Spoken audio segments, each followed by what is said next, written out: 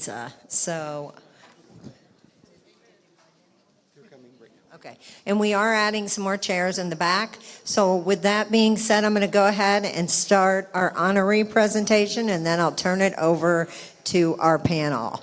So my first honoree, I have Christian Kozarin. He or she is the Information Security Manager at Corrigan Oil. Christian, are you here? All right. Congratulations, Christian.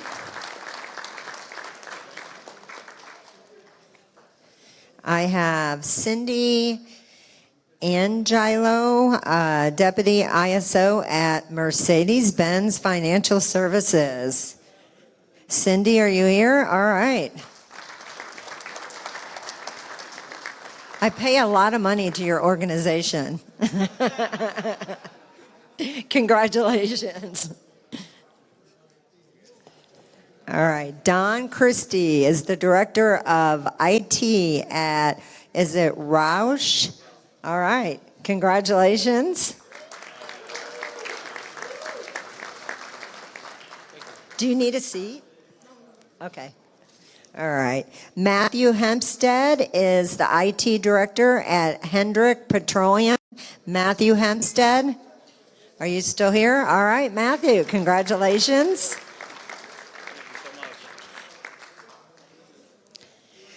Christine Sobik is the IT Manager at Lear.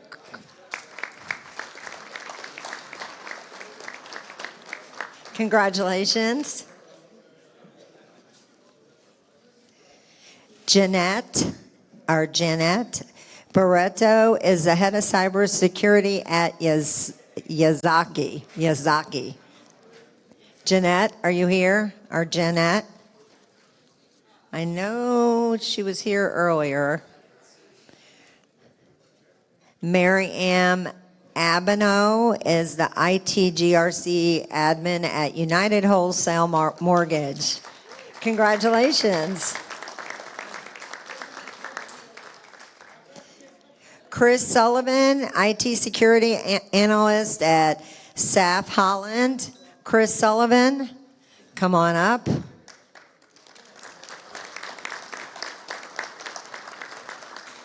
Congratulations. Madeline Darden is the vCISO at Turnkey Linux. Congratulations. Thank you. Benjamin Achtenberg is Cybersecurity IT Manager at Delta Faucet Company. All right. Congratulations. Aaron Buck is the CISO at HW Kaufman Group. Aaron, all right. Congratulations.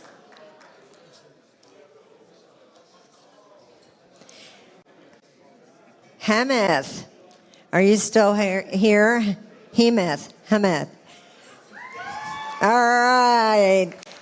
He goes without introduction. What a great keynote he did today. So congratulations. All right. We have Brian Bollinger, Vice President of Information Technology at Heart Medical Equipment. Thank you for sitting on the panel as well. Darren Webb, VP, he's the Vice President, CISO at McLaren Healthcare. Thank you for saying yes to the panel. We are so lucky that we get so many great people that join our panel. We appreciate them all. Maria, Haight is advisory board member at Quintrix and another panelist. Thank you. Art Thompson, Chief Information Officer for the City of Detroit, and so excited he is finally here. I've been trying to get him for years to come. So we're excited to have you. And last but not least, Arun Deruza, CISO for Poor Fortis Solutions, and everybody loves Arun. And Arun is going to be moderating the panel, so I am going to turn it over to him. And everyone, let's welcome our panelists.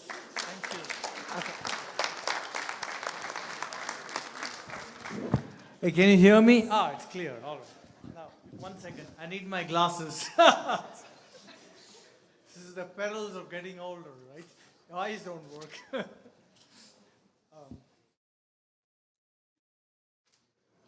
So before I start, hey, let's hear it for Kim, Andrew, her team, and all the sponsors. Come on, guys.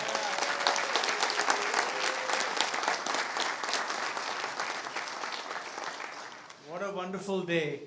And before we start, a special round of applause for the wonderful panelists too as well. Here.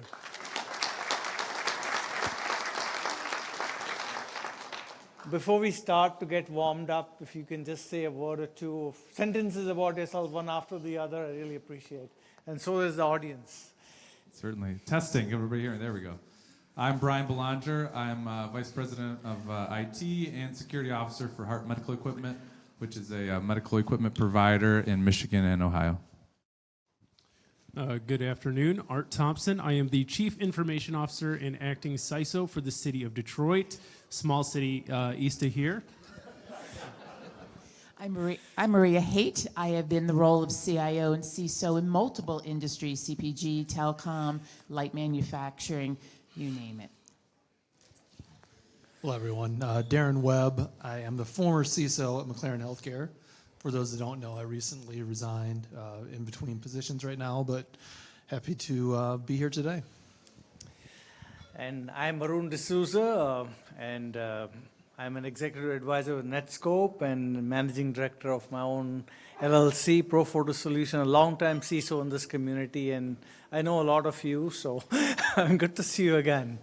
All right, so let's get down to brass tacks. So Darren, if you'd be so kind, I'll start the first question to you. What are the most significant current attack vectors and emerging cybersecurity threats?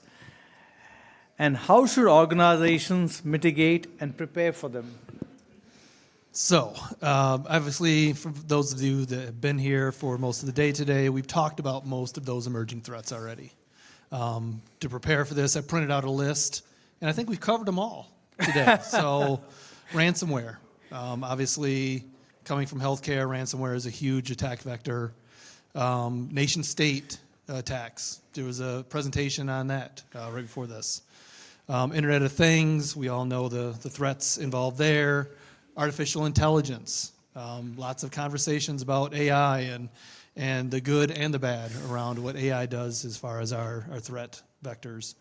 Phishing and social engineering. Supply chain attacks. One thing I don't think we've talked a lot about today, quantum computing. Definitely a emerging threat. Cloud security, insider threats. Let me ask the group. Any one of those stand out to anyone? Coover, since you're not in the front row. I wouldn't know much about AI at all, but I think Yeah, definitely. I think AI is the hot topic of conversation. It's each one of those attack vectors, those threats, has its own risks involved. Whether we address those through technology or training. I think coming from healthcare, as I said, ransomware is or has been the most popular attack vector, I'd say. But you look at artificial intelligence and IoT, nation state, not as much, but I think a lot of these start with email, phishing, and that's something that I know most organizations struggle with. You can do a lot with technology, but education for end users, I think, is important. Try to get your end users not to just click on anything. That's easier said than done, obviously. But I think that's the list of our emerging threats today, and don't want to take up too much time, but because I know we have a number of questions. Oh, no, that's okay. But, anybody else? I know you were in healthcare, so Brian, does any of that resonate? Anything else to add? Certainly, certainly resonates. Like Darren said, a lot of those were touched on, and nothing really to add here. I will. I'll add one. So I think we're starting to see more zero-day attacks, right? I was personally involved in the MOVE-IT zero-day attack that happened in May 2023, and you can do everything right. You can keep up with every patch, upgrade, do everything, and still vulnerabilities can happen. So we should all probably still talk about that and what our preparation is for those scenarios. Yeah, well said. Art, my friend, anything to add to this one? No, I think you nailed it, and that was going to be the one I was add. And I would just say, look downstream, right? We still got to keep a tab on our vendors. We still got to look at that supply chain, and you hit on that too. But I want to raise it as an importance because so many people now are so used to just going out and downloading an app or buying a tool, but they don't know what's behind that and how it works and how it acts. So again, I want to drive that home too, is that importance of understanding your vendors, your partners. That was an impressive list, and I'm not going to add to everything you say, but there's one that is always top of my mind because we live in the modern digital era in the cloud. The cloud is what I call the cornerstone of digital commerce, and cloud security is something that, for me, is perpetually top of mind. So that's something I would add. Okay, on to the next question. Art, you have the baton, and in fact, the question is about cloud security, oddly enough. No, I didn't plan it like that. So what are the key challenges and best practices for ensuring robust cloud security while fostering innovation and minimizing risk in the cloud-centric era?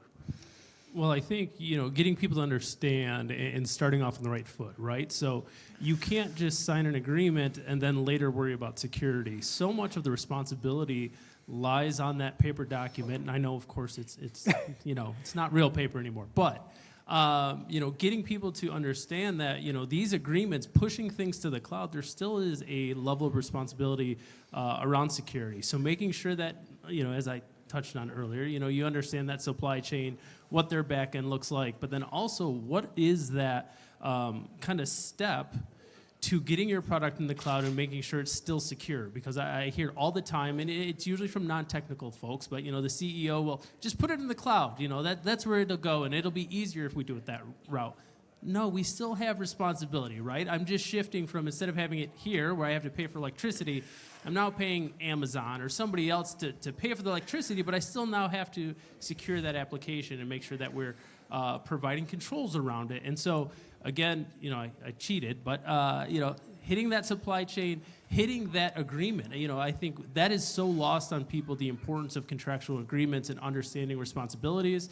When you start talking about 0 days, what are your partners' mitigation strategies? How do you get them to make sure that they're notifying you? That's one of the biggest and scariest things, is to have a partner who experiences a compromise and then wants to circle back to you 3-4 weeks later and say, yeah, this happened a couple months ago. We want to make sure you know. No, I needed to know as soon as you guys became aware, right? Having those in your agreements, having those documented is just so impactful and powerful.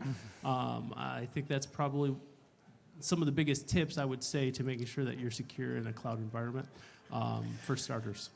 Yeah. Maria, you look like you want to say something. No, but I'll come back to Art for just a minute. I'm going to be the question asker, Arun. So is there a difference in your mind, Art, in true cloud security versus on-prem or hybrid, if you have a little bit of both?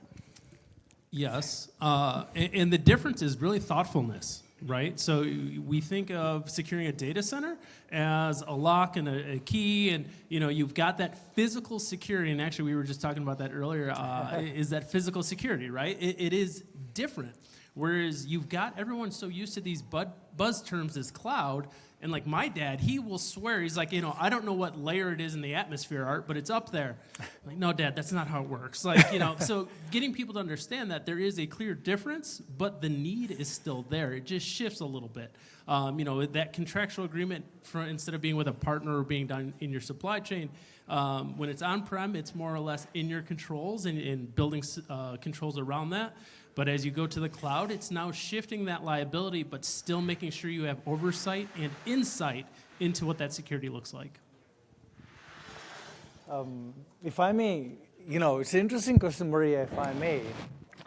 I would say the common theme to both is governance and accountability, Because people say, and I appreciate what you said, Art, about starting the process of diligence before the contract is signed. I think that's what they're getting to, not just after, right? But I think the point is, if you don't have appropriate governance, you're basically screwed. I'm sorry, I'm just going to swear. Because at the end of the day, the point I'm going to make is about on our cloud. People say, I've signed a contract, right? Well, you can't do that. I haven't kept up with the stat, but there's a long-standing stat that says if you outsource a contract, 20% of those resources should be there to manage the contract. So the SLAs and all that are managed.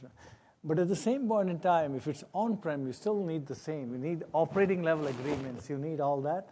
So I think the common theme is governance and, not audit, but governance, right? Darren, Ryan, anything to add on this? And I just want to add one point that you reminded me, so thank you.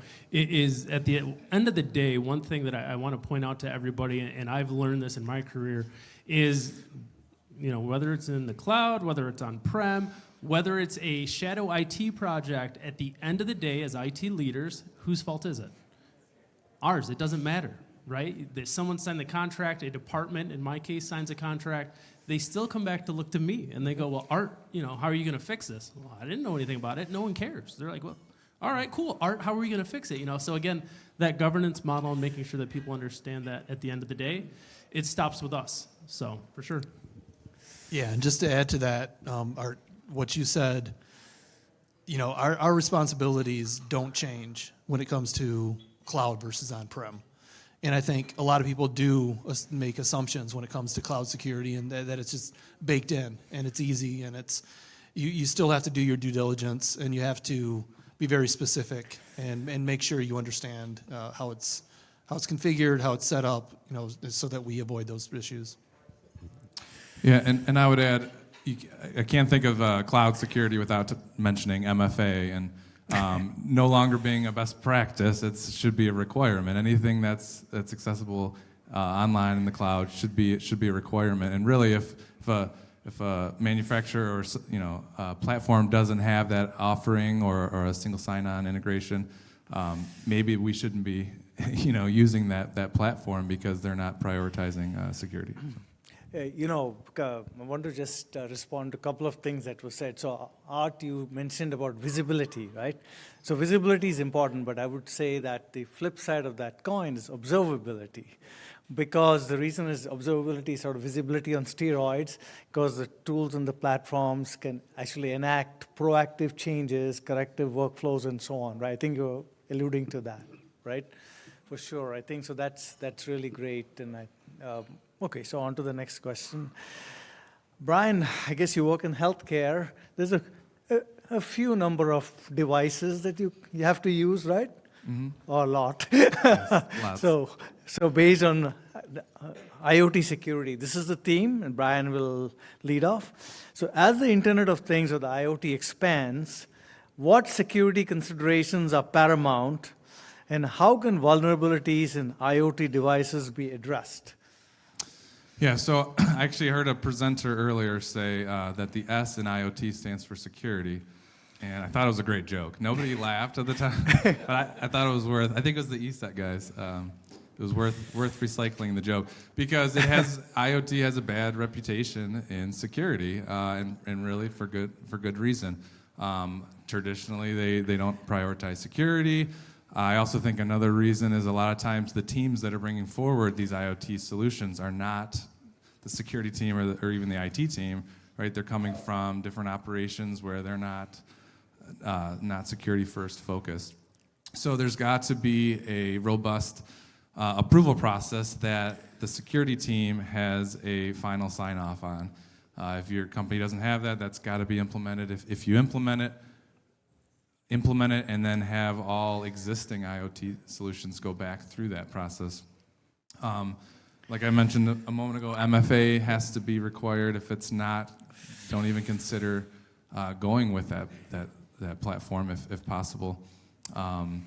Also in that approval process, think about what do the upgrades look like, the updates rather. How can we integrate that seamlessly into our patch management?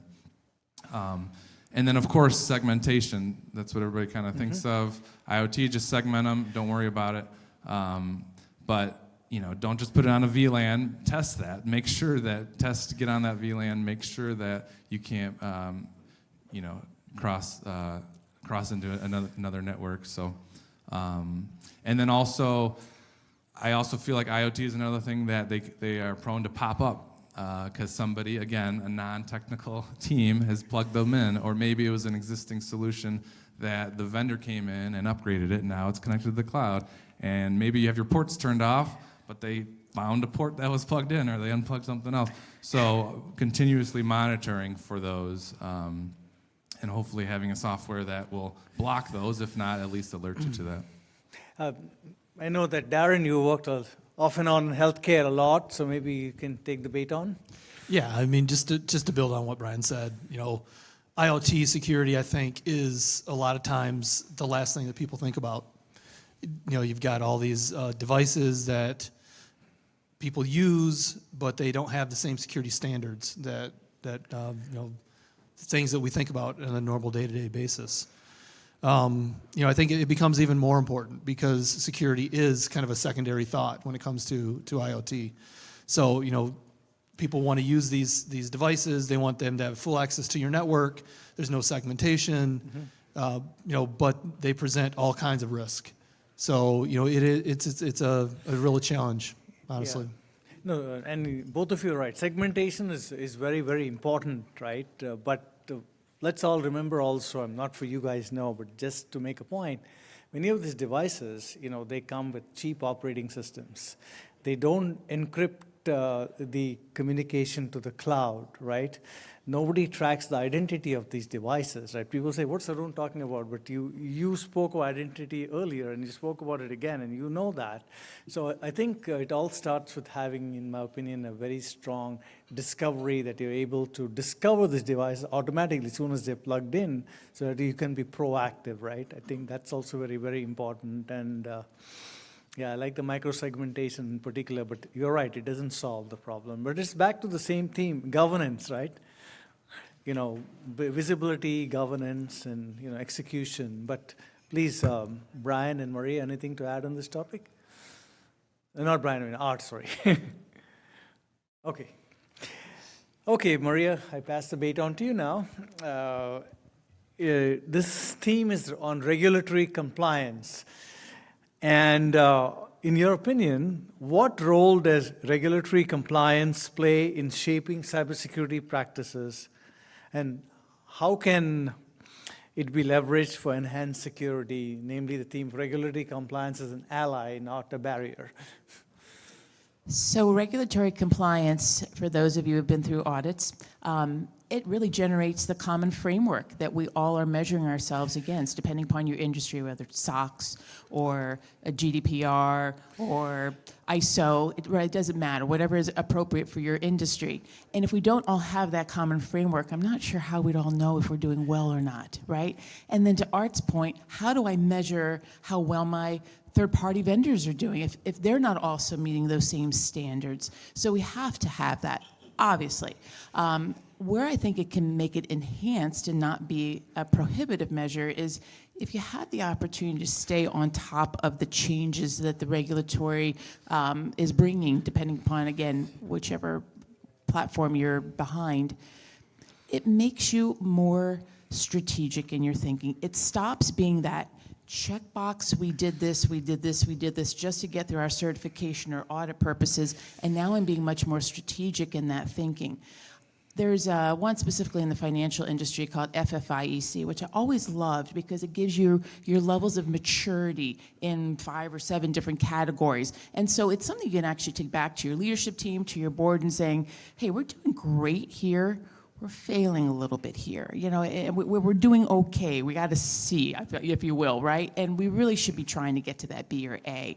And so now you have an easier way to put together your budget requirements for you know, upcoming years to be say, this is where we need to put a little bit more effort, whether that's process or policy or technology, right? It doesn't matter. It's one of the 3 that's going to improve your maturity levels. So I think having those standards allow us then to continue to grow. I think it allows us to have a common framework to be able to measure ourselves and our peers, and then again, your third-party vendors, suppliers, to make sure that they're doing the best that they should be doing, so you feel secure at the end of the day as well. Wow, Maria, I must say I salute you. It was a really hard question, and you spoke eloquently and so well on that. Anyone else like to add to what Maria said? Yeah, I'll just add that, you know, regulatory compliance, I think, is really just a starting point. You know, in certain industries, I think it's seen as a checkbox. You know, are you really focused on security, or are you just ready to try to pass an audit? You know, I think depending on the organization, you can go one way or another. I think it's important to go beyond and take that as a baseline. The good thing about regulatory compliance is that, you know, it gives you that support to do the things that you need to be able to do. But again, are you really just doing the basics, or are you taking that and really doing what's necessary? You know, it reminds me of the old adage, compliance is not security. Well said. We need to do more, right? And I think we talked about, you know, who it was. It said about the supply chain and vetting the supply chain. I think Hemant talked about it, some of the people. But how do you actually vet the supply chain? Because I'll tell you, I won't name the companies involved, but I received a 300-question survey to assess my security posture, and then they said, well, we're going to come and audit you. I refused to do it. You know, there's got to be a level of pragmatism, right? And it's not just checking the boxes, Darren says. I mean, what do you prove? So, no, thank you, Darren. No? Well, I guess, Darren, back to you. The thing you talked about this as one of the threats earlier, supply chain security. So how can organizations secure their supply chains against cyber threats by leveraging lessons learned from recent attacks? And how can similar incidents be prevented? Because we've all heard of SolarWinds and God knows what else, right? Yeah, absolutely. So we've talked a lot about supply chain already here today and on the panel here. You know, I think supply chain is a huge vector of attack that we need to address. Are we holding our vendors responsible? Are we, as Art mentioned, are we on the front end of contracts and making sure that the vendors are going to do the right things? How are we following up on that? Are we doing in-depth review of, you know, from a risk management perspective of our vendors and what they do and how they do it, and you know, again, as Art mentioned, you know, what are our requirements for notification if a vendor does have an issue? You know, what kind of connections do we have? Do we understand what those connections are? You know, if there is a vendor issue, are we ready to make a change? And how is our business going to be impacted by that? So, you know, I think whether it's you know, an AI attack, you know, ransomware, you know, from a vendor, you know, they're obviously subject to all of the same attacks that our own companies are, but we need to partner with them as much as we can to understand what the risks are associated with them, how we're going to react if we do have an issue, and then, you know, hold them accountable to meet our standards. Yeah, since it seems to be a subject you're passionate about, I'll throw an unscripted question to you, Darren, and all the team. How do you see AI, I think AI-driven supply chain attacks are going to come fast and furious, particularly those driven by the email vector. Any thoughts on that? Yeah, absolutely. So AI is changing the way that I think email attacks are happening. They're much more sophisticated. You can't look for just grammar issues. You can't look for things that don't make sense. They're real world. It's becoming much more sophisticated. So, whether it's I think I mentioned earlier, whether it's technology that you use to address those, or through training, making sure that people know what to look for. Is this an email that you're expecting, or is it something that there's urgency when there shouldn't be? There's a lot of things that we need to consider when it comes to those types of attacks. Absolutely. Yeah, the one thing I will add is, again, I'm going to hit on a common theme, and that's hit it early, right? So when we start to hear our vendors are using AI, I have an AI questionnaire that I send out to my vendors so that I understand their use of AI and how they're going about embedding it into their tool. That way, when something happens, I at least understand, right?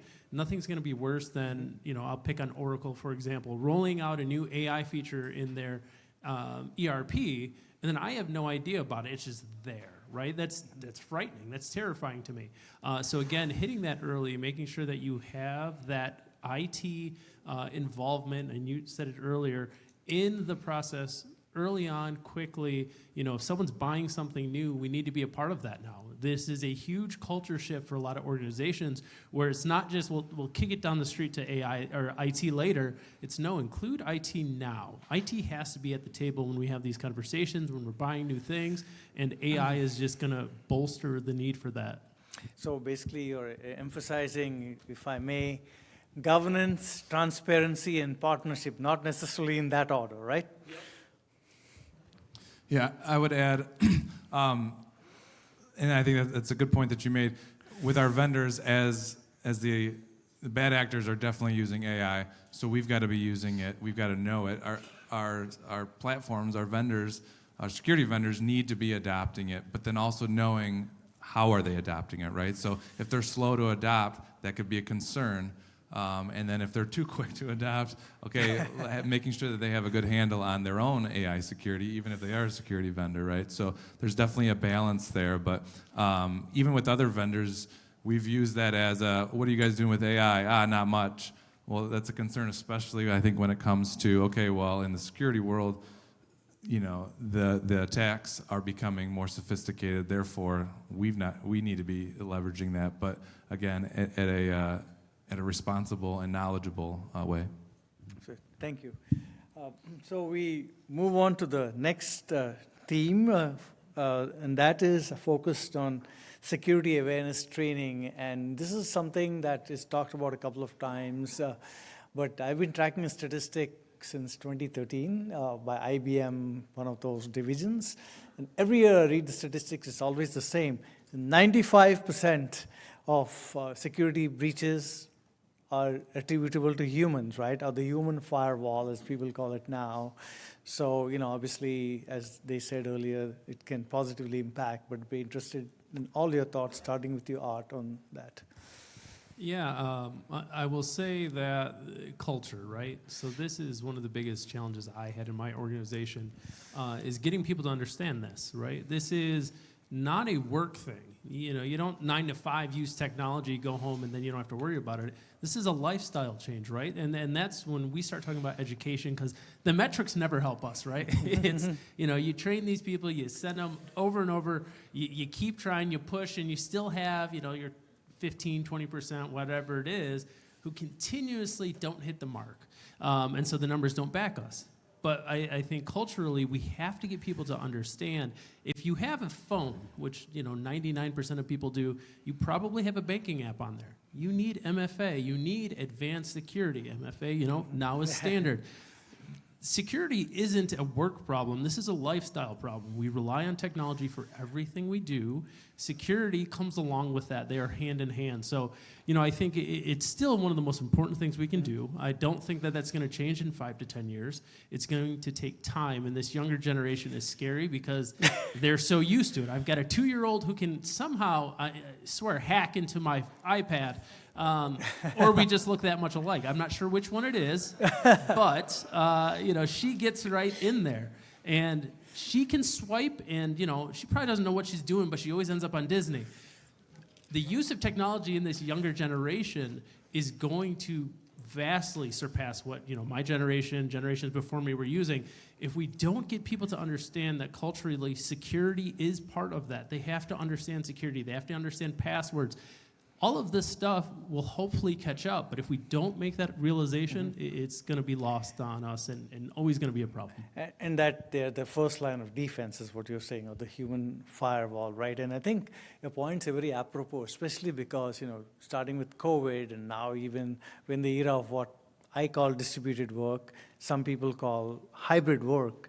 But you take an example, heck, even I did it sometimes. I'd be working, my wife sent me a text, hey, can you check something? So I hurriedly check my personal email on my work laptop. Well, as we all know, that it's not a good thing to do necessarily, right? So I really appreciate what you said about the culture. The culture is to carry through from your professional into your personal life, because the lines blur all the time, don't they? Anybody else?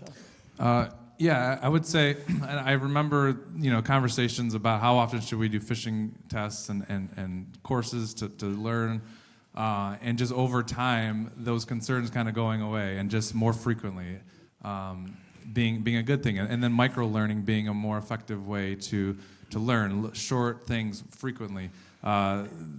There's attacks every day. Certainly, emails are getting through at least weekly, even with the most sophisticated software that we have many in the room. Emails are still getting in, so we should be phishing testing more frequently as well, and just having it, like you said, a culture. And so if we can get them to our employees to have good personal security hygiene, then they're going to come into work and also go home with their work phone and just be overall more security minded. I'll just jump in because I'm with you. I love the micro learning segments and doing it more frequently, because I think it's got to be a constant thread. And you're done well when your help desk is getting email tickets questioning something that they've seen and it's okay, right? So that I'd rather that in a heartbeat. But I think we still obviously have this big thread of email being a potential hole in the door coming at us, but we got to talk about AI. And so I know some of us have put AI policies out there, but have we educated, and is that part of that micro learnings that's going out? Because I haven't seen too much to help me educate my own staff of what's allowed, where do you start crossing the line, because maybe we haven't put enough blocks up yet to keep things from happening that could harm us. And so at least if I could be educating my staff. So I got to start looking myself. So anybody in the room that I haven't talked to today, if we've got some education from an AI perspective that we could start modularizing to give to our employees, I know that's a hole for me right now. So I'll raise my hand to that as something I need to work on. Yes, I know we talked about the policies, practices, and procedures, and that's a very good point. I'll just add that I think one of the biggest challenges that I've seen is getting people that don't care about security to care. And how do you do that? Is it more frequent training? I've worked with organizations to make training mandatory to where everyone has to do it, and then monthly phishing campaigns. Do you have those 15 to 20% of people that are continually failing, and how do you address that? Do you hold them accountable? Do you give them more training? Do you, potentially put them through steps to, if they're not going to care about the security of the organization, maybe they shouldn't be part of the organization. I know that's drastic, but I've struggled with this, especially in healthcare, and it's something that I think is very important. And training's not going to fix everything. I understand that. But at least you're getting people to think about it. And you're getting them to think about, well, I saw this or I read this, and maybe I should, both at home and at work, think about this a little bit more. Yeah, and it is, training and awareness, you can't be saying, every January in the first 30 days you take, hopefully the revitalized training and forget about it for the rest of the year. You need to be periodic. If there's a breach, whatever that your budget can stand. But I'd be, before we move to the next, interested in your take. So as far as training and awareness and driving it, and I think you alluded to it, there's kind of two schools of thought, right? One is you fail the test 3 times, you're out of the company, or something, versus the positive reinforcement and gamification. In your experience, opinion, which do you think is better? Or I'm just interested in your thoughts on that, because it bothers me personally, when people say, "Oh, we fail a test, you're going to be fired." I mean, this human capital is not easy, right? I mean, so each of you, if you can say something, I'd appreciate it. Yeah, I think there's a balance there because, if there are people that are struggling, understanding why they're struggling.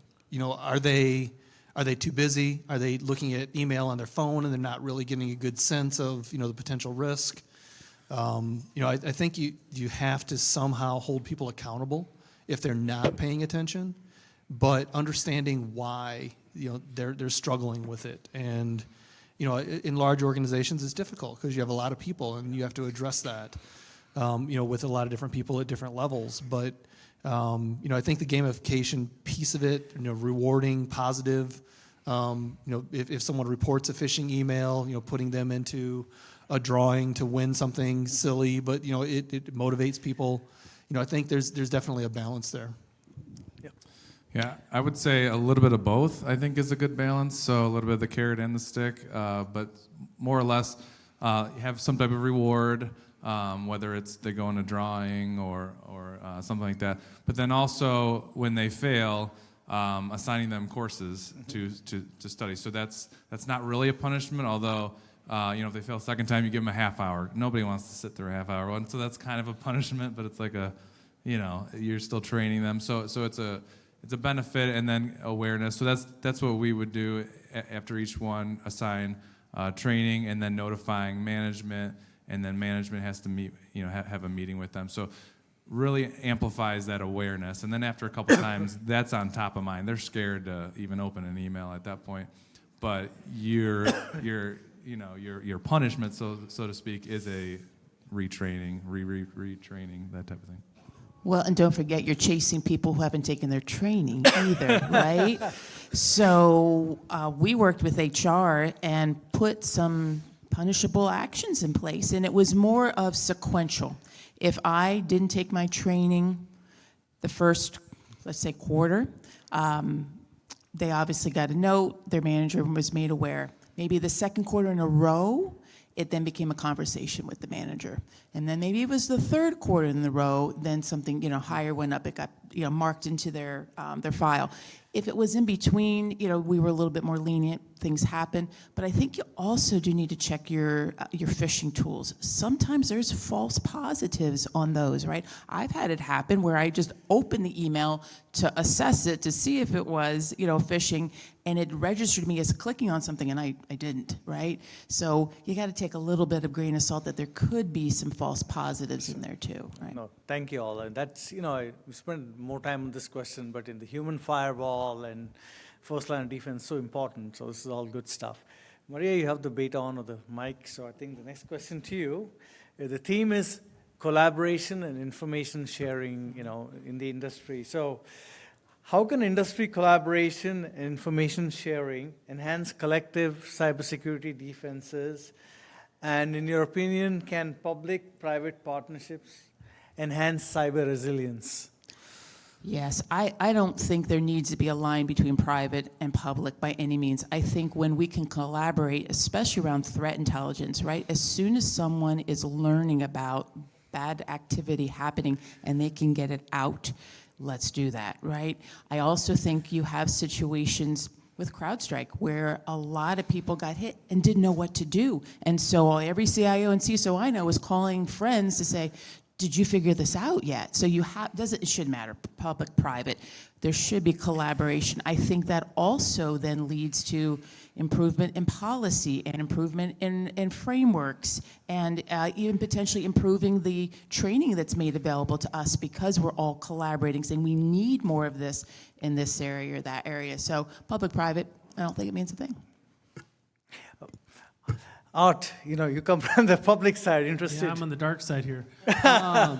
No, I totally agree. I think our biggest tool in this is going to be information sharing, right? Like, I'll be the first to say my budget isn't endless for cybersecurity. So, my best resource is connections and people, and being able to pick up the phone and know who to call when something happens. But then also just getting that tidbit of, if I talk to LA and they say, hey, we're seeing some odd activity from this bad actor, tipping my team off so we just know what to look for. I don't want to rely just on tools because I don't have $1 trillion to buy every tool and say we're secure.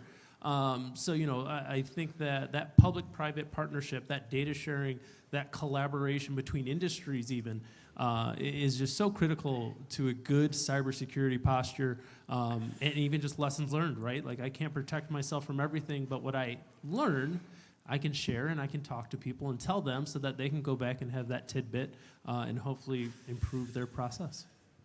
Right. Darren? Yeah, I'll share. I'll do a plug for Michigan Healthcare Cybersecurity Council. That's a organization of Michigan healthcare companies, and it's really just that. It's collaboration, and especially over the last year, there's been a lot of real-time knowledge sharing where whether it was CrowdStrike or other security events that were happening. And something that I love about the cybersecurity culture is that even companies that might be competitors, we're all on the same team in this space, right? There's no competitive edge if someone gets hacked or breached. Everyone truly, there's no downside to helping each other out, knowledge sharing, and it really is. It's very important. I mean, it's critical to success. Yeah, I would agree. I think there shouldn't be a line, as Maria said. There's, just sharing information. We're all fighting the same battles. We're trying to address the same risks across organizations, across industries. So I think just sharing information through whatever means is important. Yeah, makes sense. So, this, in the interest of time, we will now get to the last question. I have to say that before we do that, I learned so much from you guys already, and hope all of you have. We heard about, your passion for identity, your awareness, Brian, about supply chain and email vectors, Maria's commitment to, public-private being equal. Art and talked about earlier about visibility, and I chimed in observability. So many important things, right? We have learned today. And the last question is, closing keynotes, and we'll just go down the line. We'll start with you. What advice would you give to cyber leaders and practitioners? I mean, it's whatever you want to say. Yeah, I guess three things, and these are recycled tips that I've taken on. Would be just keep learning, keep coming to events like this. Cyber is changing so frequently. I think it's an advantage to people coming into the industry. It's kind of an equalizer that there's not a lot of catch up because it's changing, so you can kind of jump in stream. Also, secondly, AI. Become an expert in AI. The cybersecurity professionals, in my opinion, should be the most educated on AI. The threats. The bad actors are going to be very educated on them, and so we need to be most educated. The idea of, or the mantra that AI won't replace you, but someone using AI will, I think is very true. Knowing AI as well as we can is going to be important. And then third, I would say focusing on interdepartment relationships, I think is an important piece to cybersecurity that's not often talked about. The more you can build relationships and have that as a focus professionally with operations, finance, HR, that's going to have a lot of downstream effects when you're trying to implement processes. When you're telling them, no, sorry, we can't do that, they're going to be more willing to understand, and then working through different things like like incident response or business continuity plans. Having those deep relationships interdepartment, I think, is a big importance. I'm gonna kind of echo the same thing. Networking, right? Network. You have to be able to call someone when something happens, not if. You know, that term "if" we use for a long time in this industry. You can throw it out the window. It's when nowadays. Network. I think that's one of the biggest things. To start early, right? Make sure that you have it in your contracts. You have it in the minds of procurement, law. You have to build this in early. I think those two are probably the biggest two off the top of my head. I will certainly say all the above, as well as good partners. You can't do this alone, right? You've got to grab some of these people in this room and make good partnerships happen. I also think, too, that working with the business, we are here to secure them. So how can we do it as seamlessly and non-impactful as possible, but still get what we need to get done? And last, much to what Brian said, educate yourselves. But I think there's a second part to that. Go back and educate the others too, whether it's your board, your leadership team, your own team, whatever it is. Great for all of us to take this in, but it's going to fall short when you're trying to push your next agenda and they don't have no idea what you're talking about, right? So educate them as well. Yeah, and just to build on that again, I think networking, having contacts with both practitioners in your industry, across industries, people that you can count on, people that you can bounce ideas off of, that we're all going to have challenges, on a day-to-day basis, and having people that you can count on is very important. We talked a lot about training.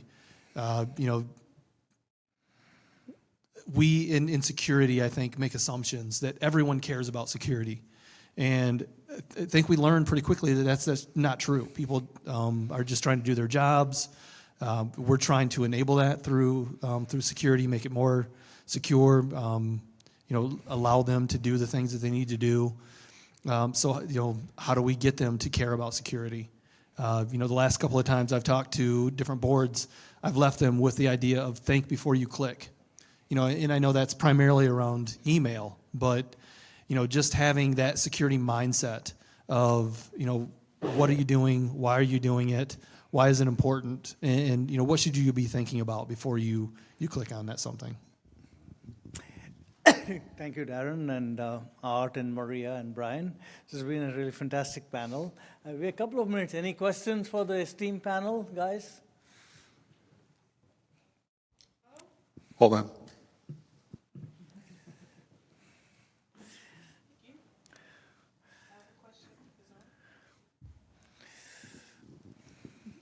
I have a question for the panel. Seems like you guys are all pretty high level. How do you get a holistic view on cybersecurity in such a big enterprise? I'll take first crack. I stay involved, right? If something's going on in the organization, I want to know about it. I want to be involved. I don't need to be the person to step in and tell my team what to do. But if something happens, I just want to be present. And if someone can boss me around and tell me what to do, I want to be there for my team. And I want to take direction. Sometimes as a leader, that's what you have to do. So I think that's my biggest, I would say, tip is stay involved. I think some good organizations actually have like a security review board where they meet quarterly or twice a year, depending upon the size of the company, and you'll have certain people from different business lines that are there, so you can bring them up to speed. You can show them your latest test results, what we're remediating, what we're working on, and that way you have that concentrated time with your business, folks to hear what's concerning them. Maria, you just put that, password change, now it's 20 characters, and that sounded great, and now we have to do it every 6 months, but I forget it, and just you hear things like that because you've spent dedicated time thinking about just security during those meetings. Yeah, I'll add something. So I was a CISO for over 20 years, right? I built 2 security programs from scratch. So this is sort of the distillation of a few steps that will help answer your question from addition to what was said. So when I started as a CISO, the very first thing I did was an enterprise risk assessment, okay? And going out in length, depth, and breadth of the business with the framework I built, but that's secondary. So that you can start to build those partnerships. And then when you finish out 60 days or 90 days, make a report to the board, upper management, prioritizing the risks you found so that you can start to educate to say, this is the most important, I need your help, right? And then you do that every year and every quarter, but you can't wait every year. You got to be out with the business, building allies. So a couple of other things I did was I think someone talked about information security and privacy council with the upper managers. I used to have a monthly, bi-weekly call with whoever wanted to join, across the length and depth and IT of the business. You've got to keep connected to that. The third thing you've got to do is you've got to go out and go to the departments once a month, once a quarter, what the appetite is, stay in front of your customer. And sometimes, quite frankly, you got to, for example, if there's a privacy, let's just pick, education, nobody else can deliver it, and you have to go out on the road, take the message on the road. So all of those things, and compliment what was said, I would say. And last but not the least, it's always good to have a scorecard, right, that you show, right? You say, and basically the way to do that is build a strat plan as a CISO, and every company has got the mission objectives or whatever. Let's just say there are 5 key objectives. You need to have 5 congruent cybersecurity goals, and they may be revitalized every year under that key initiatives. And for the key initiatives, you got to have metrics of success. It can be just green light, yellow light, and show it to them all the time, right? And lastly, I will say is, it's not. I think you said it out. It's not when it happens. It will happen or something, right? So what I'm trying to get at is if you read some headlines in the newspaper saying blah, blah, blah, it's a good opportunity because A, if you're doing something good, see, that would not have happened to us because we had a zero trust architecture within a VPN as an example. Or you say, oh my God, we don't have that. I need money, help me out. So it's all those pieces like a jigsaw puzzle just kind of moving around. Does that help?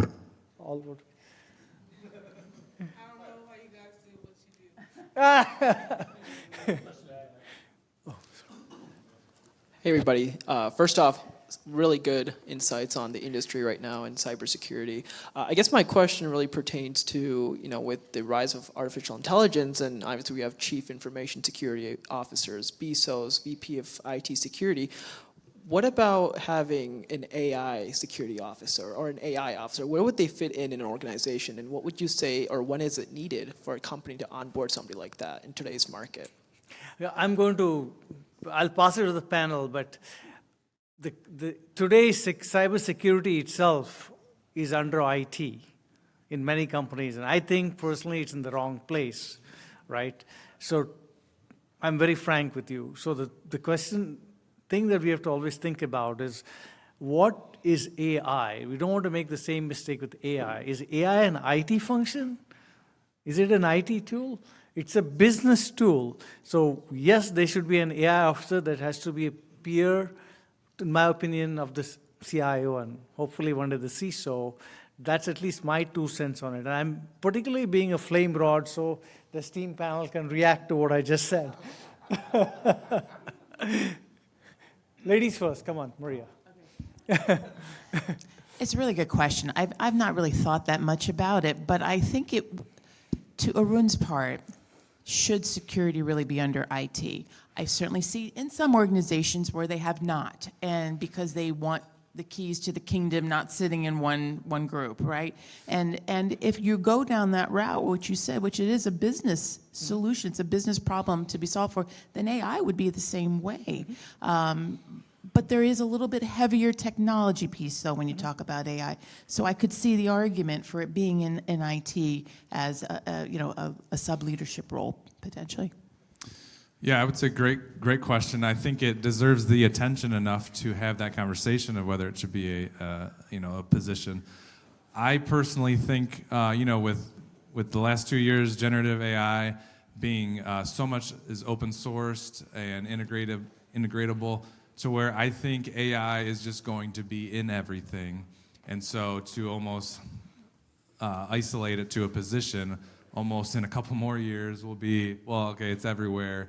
And so it almost goes back to whether it's security or governance or, you know, what have you. It's just going to be everywhere. It's almost like the internet's, you know, connected to everything. But that's my 2 cents. I have it. Oh, Hi, I'm sorry, I I'm Don Gates. I'm a systems engineer with SAIC, but the other role I'm talking about is, I had a table over here. I'm the president of ISC 2 Squared for here locally, and I know everybody on the board was saying mentorship, networking, right? So, so I'd like to just let everybody know, you know, we're trying to grow our chapter, and I know it's important that I'm getting a little bit long in the tooth. I have some gray hair, but we're trying to reach out and get younger members of the cyber community to come in. COVID impacted a lot of people. We almost lost our chapter because of it. So we're trying to get people back into the office. I've committed for my organization to do some in-person as well as online, right? Because we need to keep our cybersecurity organizations going.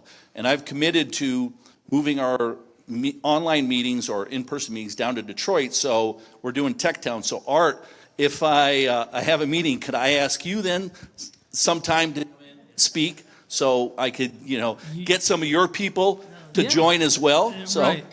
Not to put me on the spot. No, of course, absolutely. Well, you're not the only one. You know, if anyone in here is doing something in Detroit, I want to know about it. You know, I don't mind dropping by. Okay. People tell you I'm pretty responsive on LinkedIn. So if you add me on LinkedIn and call me out, Art, you agreed to this. We spoke. I will respond. I'm the worst. If anyone adds me on LinkedIn, I promise I will respond. I'm not the fastest, but I respond to every single message I get. If it's a sales pitch, you get about 2 messages, and then I'm checked out. But, yeah, no, I would love that. If you're doing something in Detroit, you know, yep. Detroit's the place to be. Shout out to Detroit. I will show up to any event in Detroit. You know, that's where everything needs to happen. All right, well, thank you. And then secondly, Darren, I'm sorry you're in between jobs, but you may have some time on your hand. Could we get you on the schedule to come expound some of your leadership and knowledge and mentorship to our new members? Absolutely, I'd love to do that. All right, thank you. Don Gates, remember that. If I see a lot of my emails going to the junk folder, so I may a couple more times. Thank you. Wait, Don, you don't want to invite Maria and Brian?